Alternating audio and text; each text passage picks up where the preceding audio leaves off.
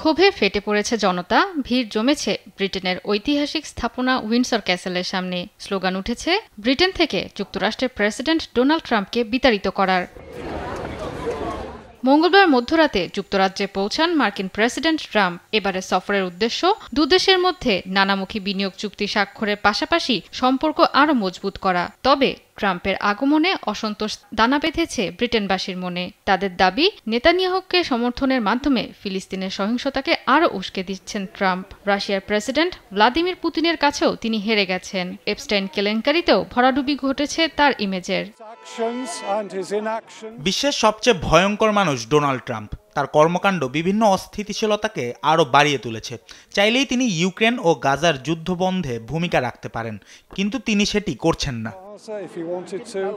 ট্রাম্পের প্রতি ঘৃণা প্রদর্শনের অংশ হিসেবে উইন্ডসর ক্যাসেলের বাইরে ব্রিটেনের প্রিন্স অ্যান্ড্রু এবং আলোচিত মার্কিন যৌন অপরাধী জেফ এপস্টাইনের সাথে তার ছবি ও ভিডিও প্রদর্শন করা হয়। প্রাসাদের বাইরে ঝুঁকিপূর্ণ কসরত দেখানোর অপরাধে 4 জনকে গ্রেফতার করেছে ব্রিটেনের আইনশৃঙ্খলা বাহিনী। তবে অনেকেই মনে করছেন ট্রাম্পের সফরে লাভবান হবে ব্রিটেন। ব্যবসা, বিনিয়োগ ও প্রতিরক্ষা সহায়তায় আসবে নতুন মোড়।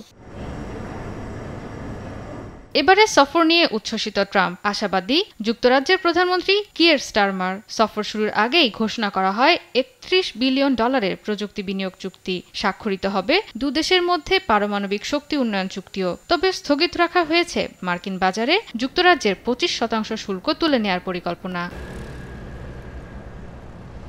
জয়া সরকার, নিউজ ডেস্ক, দেশ টিভি।